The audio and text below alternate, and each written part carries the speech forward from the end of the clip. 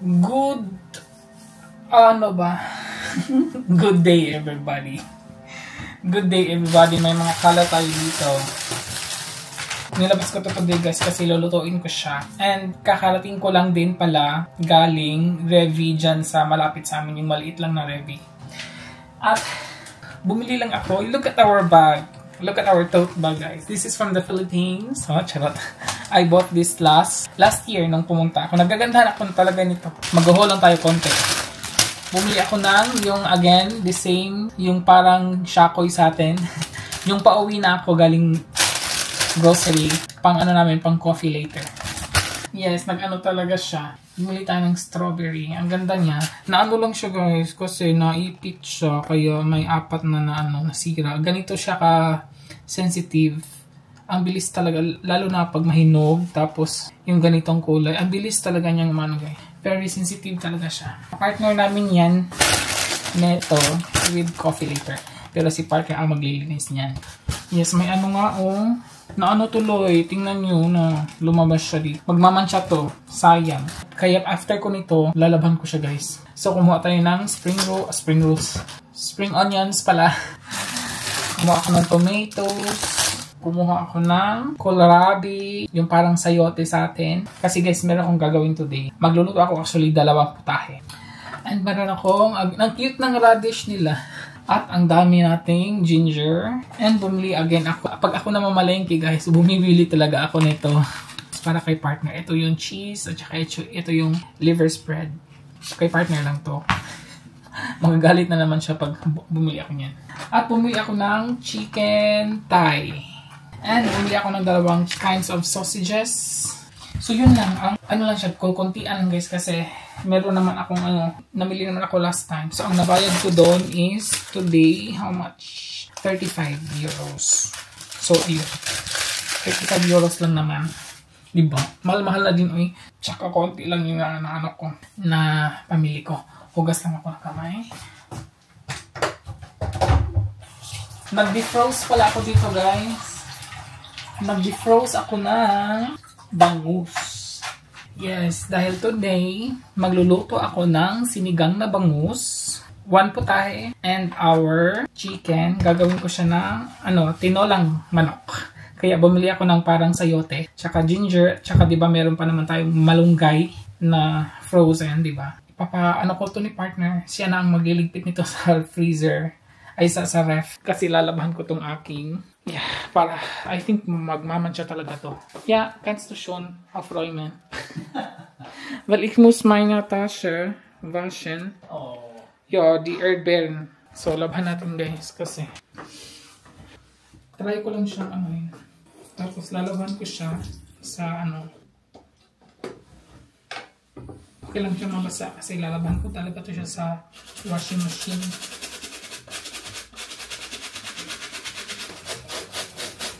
Napagod na ako. Ang bilis mapagod. Ilagay ko siya sa washing machine. Si washing na ang magtatapos nito.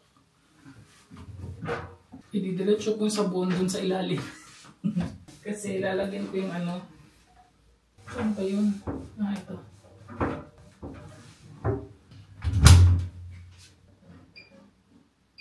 So, ayun. Pahinga lang ko ng konti. Tapos, magto-12 na pala dito. Tapos, magluluto ako maaga guys para maaga tayo matapos. Tapos, makapagligo. And then, duty na tayo bukas. Yes, it's my last day of today. Update.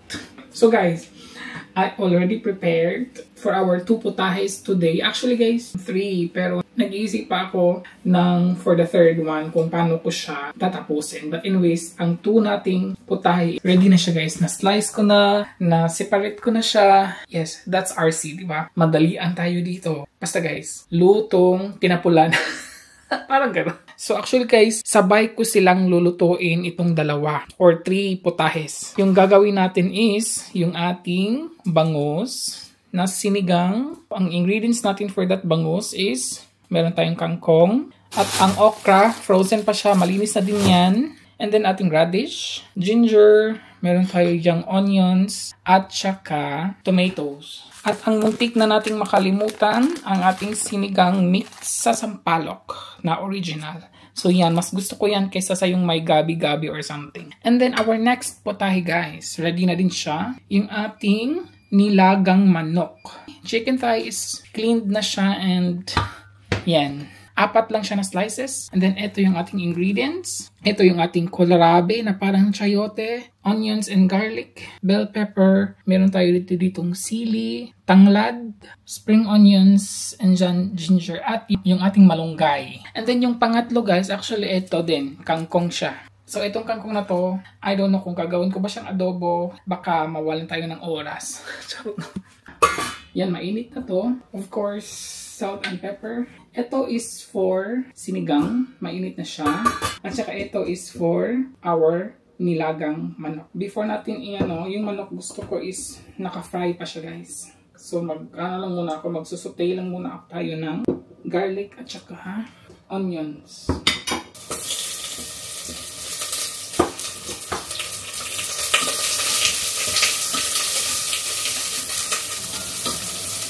Lagay ko lang din yung tanglad. So, dudurugin natin para yung lasa. So, kaya na lang natin guys.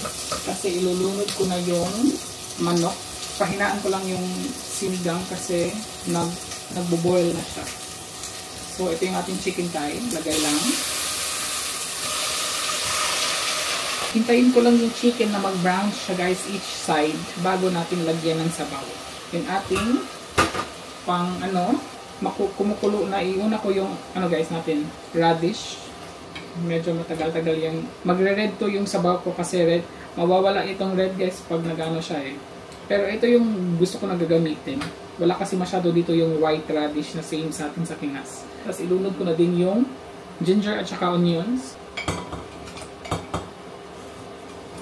So, this is my first time na ako gumawa ng sinigang na bangus. Hopefully, masarap siya guys. Siguro, lagyan ko na siya ng salt and pepper yung chicken para siya, para may lasa yung yung meat ng chicken. Tama. Lagyan pala, nakalimutan ko. Kumukulo na yung ating for sinigang. So, ilulunod ko na yung sinigang mix. Ubusin ko ito lahat. Kasi pag sinigang guys, gusto ko maasim talaga. Isa lang yung gagamitin ko kasi pag dalawa na, grabe na yung kaasim para sa akin. Yan, hayaan ko lang siyang guys.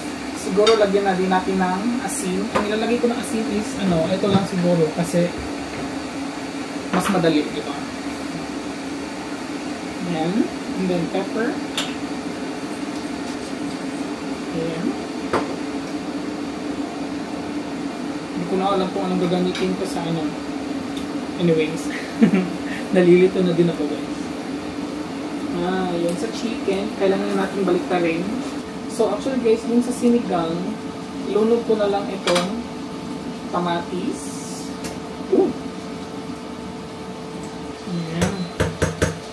At saka itong frozen na malinis na to. So ilagay ko na lang siya diretso. Ayan. Lulutuin ko lang yung okra.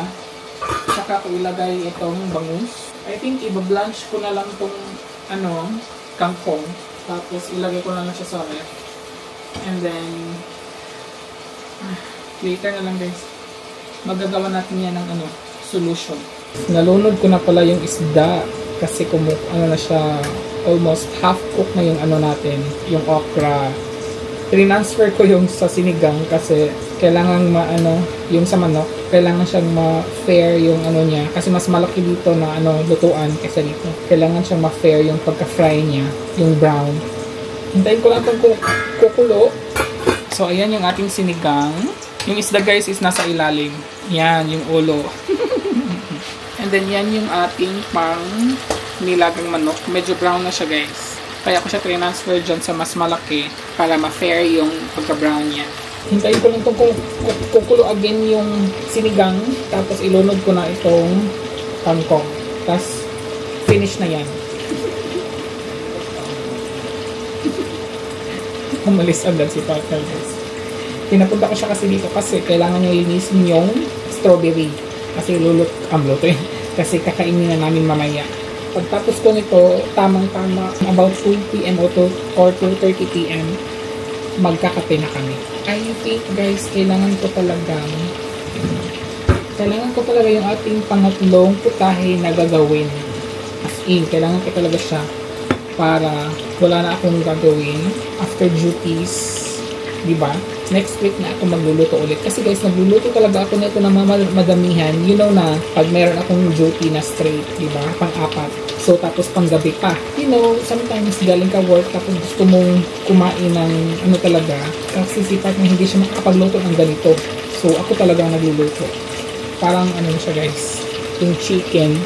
Gusto ko kasi brown talaga. Pero yung bottom line nito is brown, nagbabrown siya guys. Yun yung masarap sa tinola. Titikman ko tong sinigang. Nag-red talaga yung sabaw ng sinigang ko kasi yung radish is red.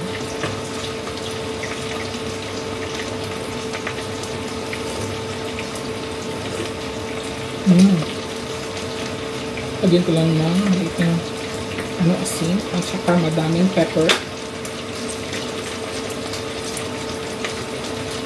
Yun. Diba?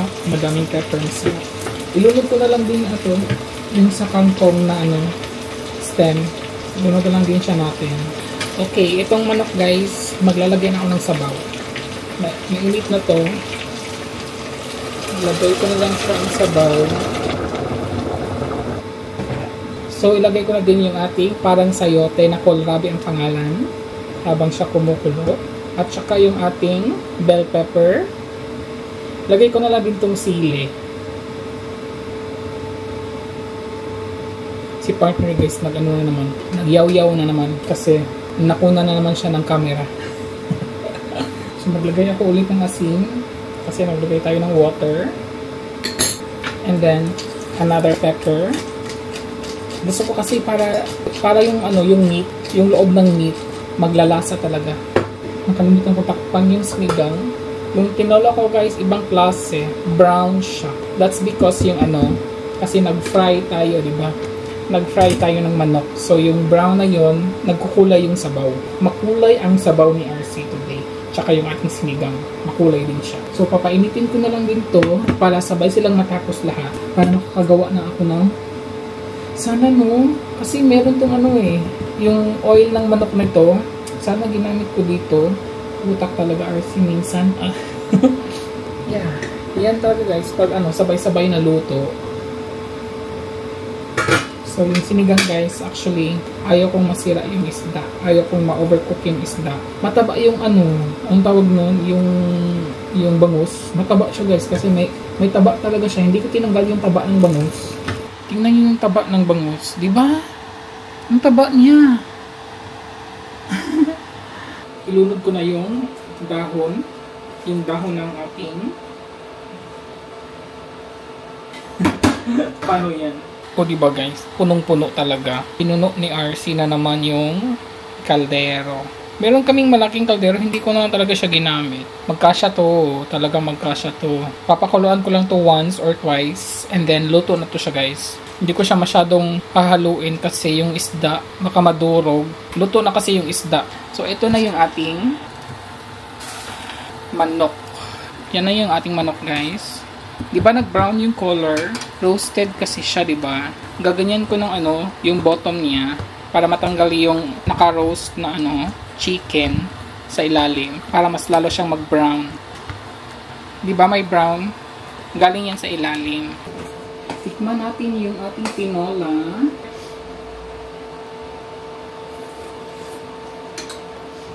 Ang sarap ng tinola guys. Lagay ko na tong at saka yung ating malunggay. Kasi luto na talaga siya guys. Luto na siya.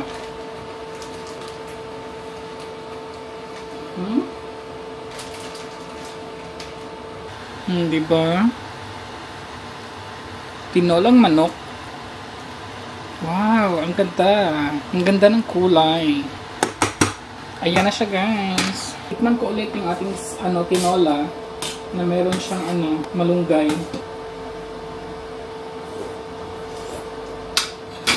Oh my god. Yes. Yes na yes, luto na siya. Luto na din yung ating sinigang. I'll transfer them. Kasi, kailangan ko din lutuin yung kangkong. So, simple lang to na kangkong guys. Mabilisan. Yan lang, oil. Oil lang talaga siya. And then, ilunod ko na tong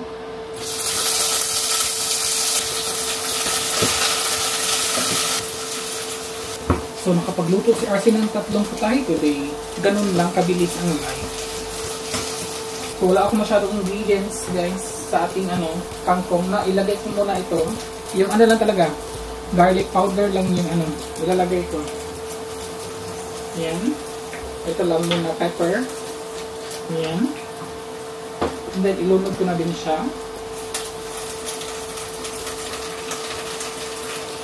Tsaka natin lagyan ng soy sauce. So, yan lang kabilis, diba?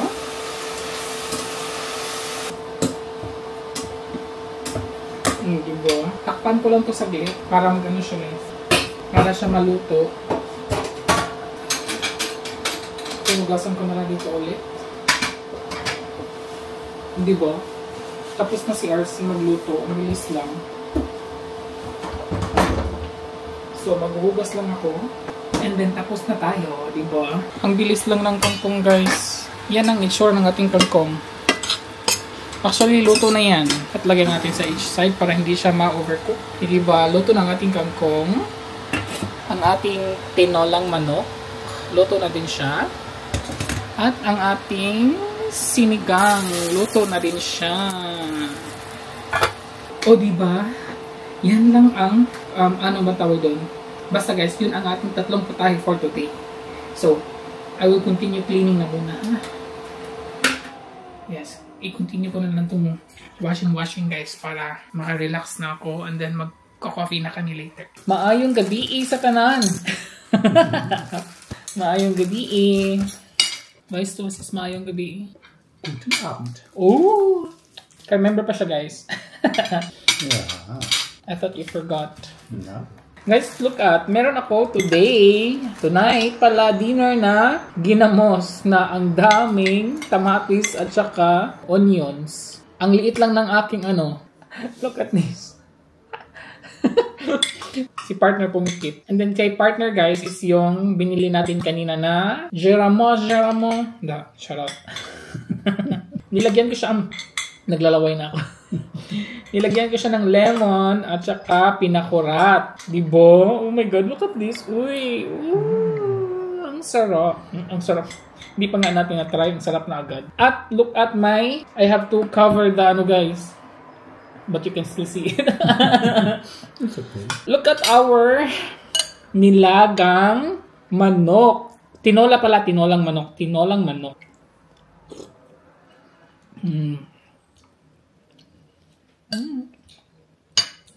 Ibang kulay niya, di ba? Yun nga, nag-roast nga siya, di ba? Na-fry pa yung chicken. Yung sa ilalim na nag-brown na talaga. Kaya siya ganyan. Isa din niya sa nagpapasarap. Good appetit. So, yan yung aking chicken thigh. Akala ko madaming oil, pero hindi naman pala masyado. Uy, manghang. Ay, yung sili pala. Nasa ba kayo yung sili? Siguro na yung sili. Napisat. Kain. You want chicken? No, thank you. Ayaw din niya, guys. At saka sa sabaw, ayaw din niya. Hindi na siya masyado mainit kasi kanina pa ito naluto. And it's already 5:15 p.m. Diba? Tinola, tapos ginamos.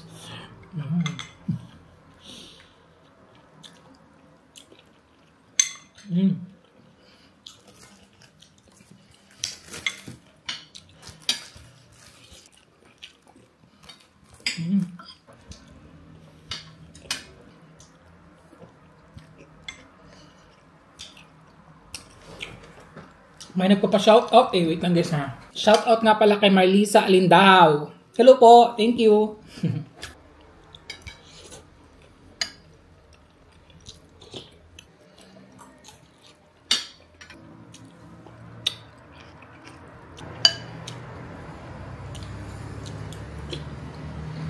Gusto ko sana kainin yung bangus. Pero kahapon nagsinigang na ako kahapon. Bukas na lang ng gabi.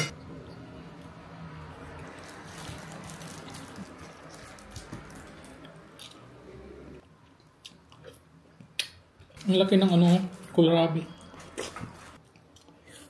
Kaya yung niluto ko guys, puro sabaw. Kasi galing duty, tas gabi, no? Sarap kaya humigop ng sabaw, no? Pagpagod, di ba?